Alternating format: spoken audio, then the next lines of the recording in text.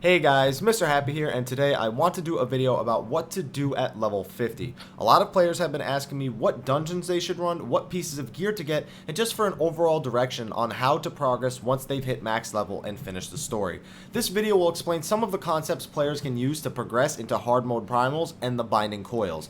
Please keep in mind that this video is as of patch 2.0, and that as of patch 2.1, there will be additional steps players can follow to gear up. Additionally, for players who may already be gearing up and are aware of how the system works, this video may be less relevant to you. With that out of the way, let's move on. So before I can explain what you should do, there are two things I want to introduce you to first. Item level and Allegan tombstones. Item level is simple enough to explain and show. Item level is simply a term used to describe the overall power of a piece of gear. It mostly becomes relevant after level 50 when item level takes jumps from 50 to 55 to 60, 70, 80, and 90. As you can see in this example, the item level 70 weapon simply has more stats than the item level 60 weapon, and that's all you really need to know about them. The higher the item level, the better the stats usually are. Keep in mind that that is not a way of saying that you should only wear a certain item level gear. You need to be aware of the actual stats that you have on your character, but we'll get into that in another video.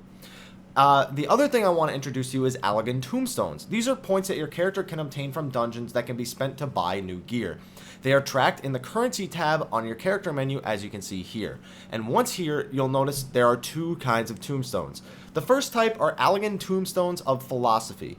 These points cap at 2,000, but as long as you spend them, you can obtain as many of them as you want.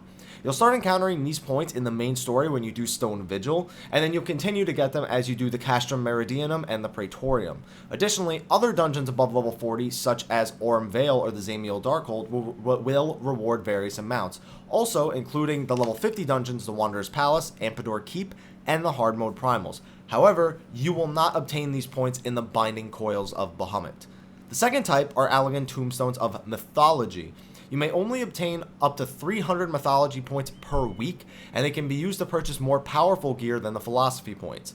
These points are obtained from Ampedor Keep, hard mode primals, and the binding coil of Bahamut. Because of the cap on how many you can obtain per week, I highly recommend looking up the gear you want most and determining whether it drops from the binding coils or if it can be bought with these points. Please keep in mind that the weekly cap reset is on Mondays at 11 a.m. Eastern Standard Time, so make sure you have your cap before then.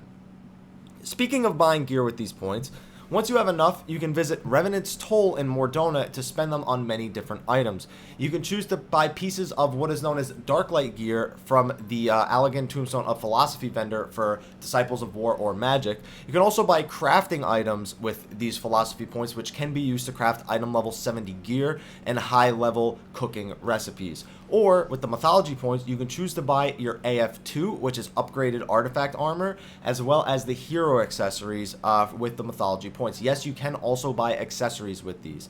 Additionally, if you've watched my Relic Quest video, you do know that you also need 900 philosophy points in order to buy an oil that is used for the final step of your relic.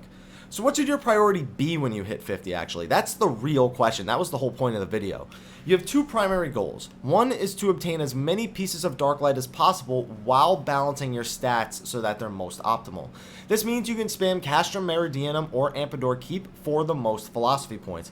I recommend doing either of these with a free company or a group of friends that you can more consistently run them over and over again with.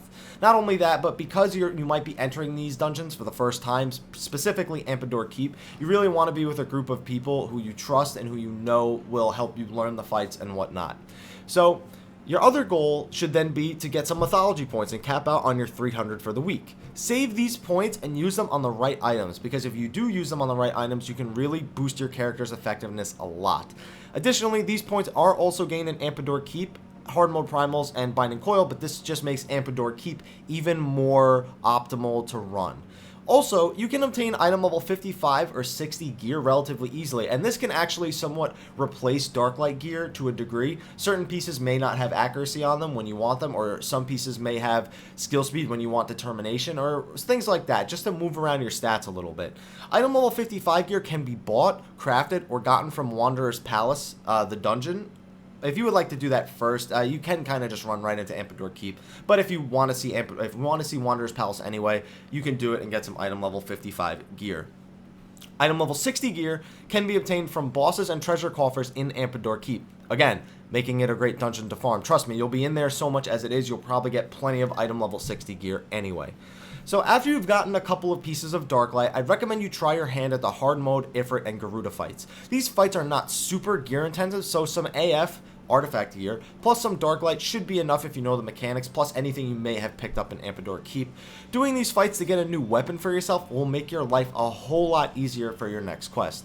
After obtaining a few more pieces of Darklight and at least one of your primal weapons, or even a crafted weapon if you want to spend the money on it, you should begin your Relic Quest. I already have an in-depth guide on the Relic Quest, so if you're interested in that, please click on the link in the bottom right hand of the screen. Thank you. After defeating all 3 hard mode primals, you'll be able to enter the Binding Coil, the ultimate test of skill in the final raid currently available in the game. I will be releasing guides for the Binding Coil soon, so please look forward to them. Other than that, you can always achievement hunt, start crafting and gathering, collect minions, or level other jobs. The choices are all yours, but this is just a general guide of what to do dungeon-wise when you complete your character. So, Wanderer's Palace and Ampedore Keep are great places to start. You can also run the Castor Meridianum with some friends to get some philosophy points, hard mode primals to get weapons, and complete your Relic Quest. They're all very necessary steps. And then jump right into the Binding Coil. There are 5 turns. As of the time I'm making this video, no one has defeated all 5 turns yet. I think it'll happen soon though. But anyway guys, thank you for watching. I hope you enjoyed this video. If you did, please like, favorite, subscribe, and share for more Final Fantasy XIV information and videos. Also, feel free to like me on Facebook or follow me on Twitter. You can ask me questions on these platforms, and I usually get back to them pretty quickly. Also, feel free to leave comments below if you have any suggestions for other players that may be looking to get some more gear, or look for friends that are trying to with similar goals and things like that. Just make sure to try and help each other out in the comments below. I would really appreciate that. But anyway guys, thank you for watching, and until next time, take care.